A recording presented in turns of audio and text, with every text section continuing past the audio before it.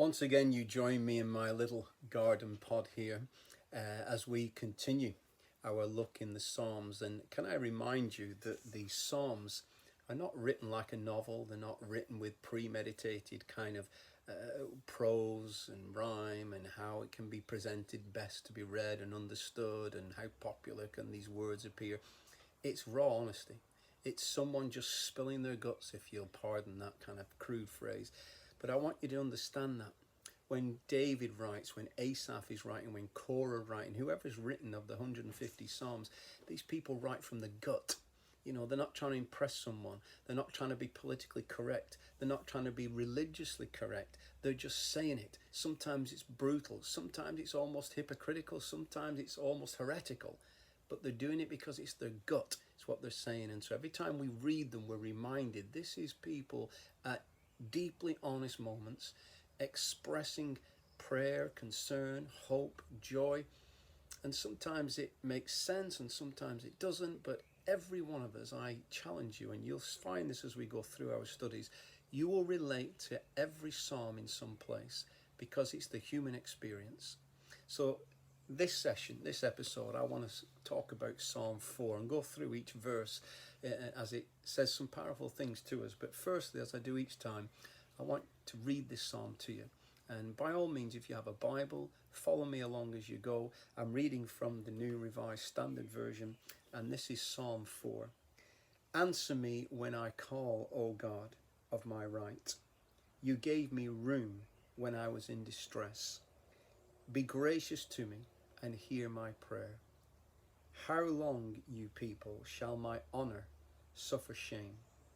How long will you love vain words and seek after lies, Selah? But know that the Lord has set apart the faithful for himself. The Lord hears when I call to him. When you are disturbed, do not sin.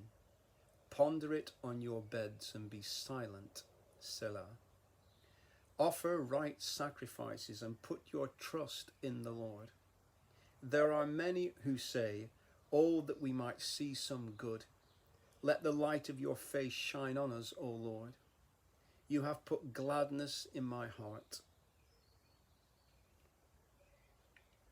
more than when their grain and wine abound. I will both lie down and sleep in peace, for you alone, O Lord, make me lie down in safety. There's a lot going on in this psalm. And once again, we find David in a point of distress. But unlike Psalm 3, where we're told a kind of a bit of the backstory that it's because of Absalom David writes these words, we're not told that in Psalm 4.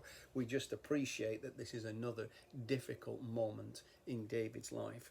And there are two great confidences that come out of even the opening verse as we read it together. David states quite clearly, God hears and answers. That's one set of confidences. And the second one is that God will always do the right thing, the just thing. And I think that's interesting. And for some of us, it's difficult because David's confidence is not in the fact that God will hear and answer the way he wants God to do it. He's not saying, I'm confident because I'm going to get what I want, basically. It's going to be easier for me. God will make sure that this is all going to work out fantastically in my favor. That's not what he's saying. His confidence is in the fact that God will hear and do the right thing.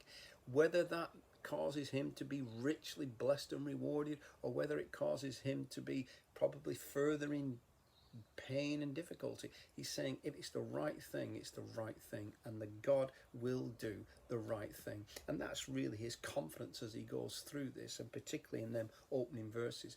But he has a very interesting phrase. You read it in the second line. It says, you gave me room when I was in distress. It's a very interesting phrase because he's reminding himself of a previous place.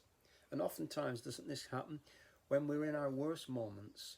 We sometimes do ourselves a huge favor by looking back to previous times when we found ourselves in similar difficulties and reminding ourselves that as God helped us then, as the situation passed, as things worked through, so they will again. And that's not easy to do, because sometimes we can be lost in our turmoil, lost in our difficulty, consumed by it, overwhelmed by it, which again comes across in many other Psalms. But David is able to look back and say, you gave me room. I love it how Charles Spurgeon used to say this. He said, whenever we are in a fix, God either breaks the walls down or he enlarges us within the confines of it. That's a fabulous thought, isn't it? God either is going to change the landscape and everything's going to be different, or nothing's going to change, but you're going to be different. I'm going to be different. There's going to be an enlarging within our own lives. Either way, God is working things through for our favor and benefit. And this is what David says, because he's saying that whatever happens, whether my situation radically changes or whether I change, something's going to relieve this claustrophobic feeling that I have. Something's going to change. God is going to give me room to breathe, room to think, room, if you like, to reorientate myself. This place, this phrase of room, is a powerful phrase. You gave me room, David says, which is an incredible thought. And sometimes when we are in our worst moments, that's exactly what we need. We need room to stop, room to pause and breathe, room to think again. And that's what the verse implies. And then in verse 2, you find this. It's almost like some of the frustrations David is feeling is bubbling to the surface. How long, you people, shall my honor suffer shame? How long will you love vain words and seek after lies? How long? David is no stranger to slander and difficulty and attack and threat, and at times it's almost like it's relentless, unremitting. It's like a wave that's constantly hitting him and constantly hitting him. And he's thinking over this and thinking, how much longer is this going to go on? How much longer am I going to put up with these attacks and difficulty? And that is so identifiable for most of us. When we're in our worst place, haven't we said to God, how much longer have I got to put up with this, God? How much longer have I got to put up with that relationship, or that job where I feel belittled, or that situation where I feel kind of humiliated, or whatever it is, or the pain in my body? How long have I got to put up with this? And very significant, and this is why on this psalm, I've not done it in other psalms, but I've read the word Selah, S-E-L-A-H. And there's been oftentimes a confusion about exactly what that means. And some people says, well, it's kind of a musical interlude, which it probably was. And others have said, oh, it's an encouragement to stop and listen. I like that translation. I think David is thinking about his life, and he's thinking about the relentless pressures he feels. And after he said this complaint, how long? How long? He says to himself, hang on a minute. I need to just pause for a moment. In the midst of that storm and chaos going on in my brain and my soul about this relentless pressure and my inability to deal with it, and is it going to get worse, and what am I going to do? Selah, take a moment, stop and think. And sometimes God does that when we are in our worst moments. It's not like it's an answer, a bolt of lightning written in the skies and everything's going to be sorted. It's a moment to just reappraise. It's a moment to stop. And as you do that, God reminds you. Now look at what happens after Selah. Verse 3, but know that the Lord has set apart the faithful for himself. That is a totally different tone to the previous verse, don't you think? Selah, that moment of pausing and thinking, has caused David to just experience a shift in the gravity, a shift in the central kind of focus of his head. Now it's no longer, why, Lord? Why doesn't it stop? Why are these people constantly on me? Now it's, God selects and keeps the faithful. God looks after them. The Lord sets them apart. There is something intimately interactive between God and his people. And David understands that. God loves everybody, but he particularly distinguishes those who belong to him, those who are loved by him. Paul talks about this in Romans 8. He talks about it in Ephesians 1, about believers being the chosen, the elect, the predestined. And you understand that it's something powerful and wonderful and significant in the lives of those who follow after God. And it lifts us from where we are. There's a synergy, there's a chemistry that God connects us in because we're his. And then in verse 4, David says this, when you are disturbed, so as a result of this, You've got the relentless pressure on one side, and then pause and reminding yourself that God has chosen you. You're special to him. You are faithful to him. He set you apart. He said, so when you are disturbed, do not sin. Now that word, disturbed, is a bad translation, really, because it makes it sound like, so next time you're feeling a bit fed up or disturbed or something's hassling you a bit, don't sin while you're thinking that. We get the idea from Ephesians, in your anger do not sin, and we think that's probably what it means. But the Hebrew word is very strong, and it denotes somebody who is moved by a violent emotion. So words like rage and agitation and excitement.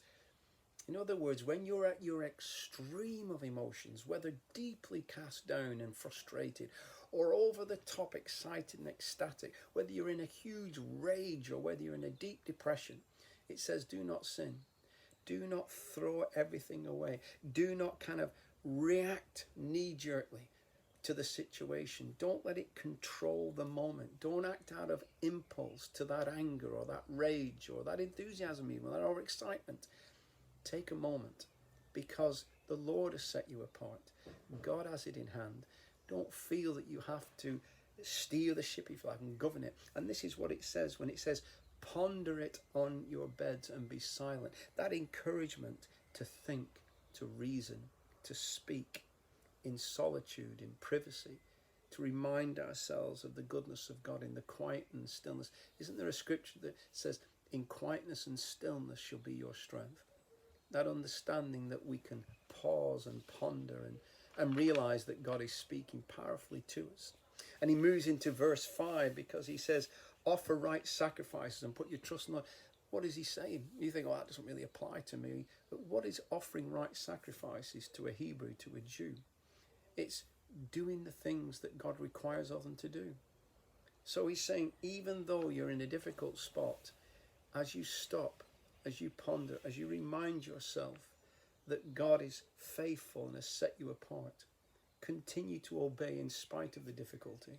Continue to trust, as much as the Jews would continue to offer sacrifice, would continue, what a temple would continue to, offer incense. Whatever they continue to do as part of their lives as a Hebrew in a spiritual context, obeying Jehovah. So the psalmist says, continue to live honoring to God in spite of the fact that this may be a dark chapter. This may be a difficult time to trust, but trust anyway. This may be a hard time to obey, but obey anyway. And in doing that, as we read down, we get to verse 6, there are many who say, oh, that there might be some good. Now, David is presupposing that some will look at this and think, wait a minute, where's all the good stuff? You remember Gideon when he was called by the angel, and Gideon said, if we're such a fantastic nation, why are we struggling? Why are we kind of captive by the Midianites? Why are we being kicked around and pushed around? If we're so fantastic, where is the God of the miracles? Where is the God who took us out of Egypt? What's happened to all that? And it's the similar thing. Some will say, oh, that we might see some good, it says in verse 6. Let the light of your face shine on us. Where is the light? Where is the goodness? There's that feeling of, God, if this is really real, if this is really powerful, then why don't we see this stuff? And David's response is, you have put gladness in my heart. David is looking beyond the scene. And that's the thing, isn't it? What we see sometimes isn't the full story, but it certainly feels like it. When we see the hassles, when we feel the pressure, when we see the mundanity of things, when we feel that sense of pointlessness and purposelessness, and we think, what is the point of all this? David says, wait a minute, God has put something in me that will forever outstretch, forever, if you like, outdo anything that I see around me. There is a gladness in my heart, he says. And he goes on and says, more than when their grain and wine abound. You think of the best possible scenario, David says, when your grain and wine are abounding and you've got plenty and it all looks good. David said, that's the equivalent of what my heart is, that God is keeping and sustaining. I don't have to have the money to prove that. I don't have to have the wine and the grain. God has put something incredibly unique in me. He's put a gladness in my heart. And he closes the psalm by saying this, I will both lie down and sleep. Now straight away we're taken back to the previous psalm we looked at. You remember verse 5 of Psalm 3, I lie down and sleep and wake up again. David is saying the same way, this gladness, this certain something that's powerful in my life, it causes me to feel a sense of contentment, even a peace that's contrary to my environment. I can have a peace in a conflicted place. I can have hope in a hopeless place. I can have a sense of gladness in a deeply depressing place. I can rediscover something in God that I cannot find in my surrounding situations. That is a powerful mentality of hope. That is an incredibly strong confidence David has. Let me read you verse 8. I will both lie down and sleep in peace. Let me remind you, Psalm 4 isn't David riding the crest of the wave. He's already said at the beginning that there's something going on here that's a struggle. He's wanting God to answer and help him.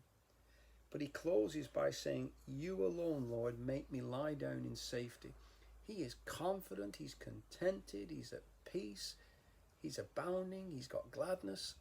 And yet none of those things are true in his immediate situation, but they are true because even in that deeply difficult situation, God has him in his hand. That's an incredible encouragement. And this episode, this study, may have found you in a deeply difficult place where you, just like David, it's like, where is the light? Where is the good? Just like it's suggesting in verses 6 and 7. But David's response is, just pause that for a moment. Look at your life. Look at your heart. Appreciate that God has put gladness in your heart. He's put something powerful and enriching in your life. Irrespective of your circumstances, there's something incredibly valuable that's been deposited in you. And because of that, and only because of that sometimes, you'll be able to lie down and sleep. You can carry on. You'll get up tomorrow and make it happen. You'll be able to sort out the family. You'll be able to keep that job going. You'll be able to mend them friendships because there's something in you. Greater is he that is within you, the Bible says, than he that is in the world. That is a biblical reality, not just when we feel it, but every single day of every week of our lives. So I'm praying this will be an encouragement to you. God bless you until the next time.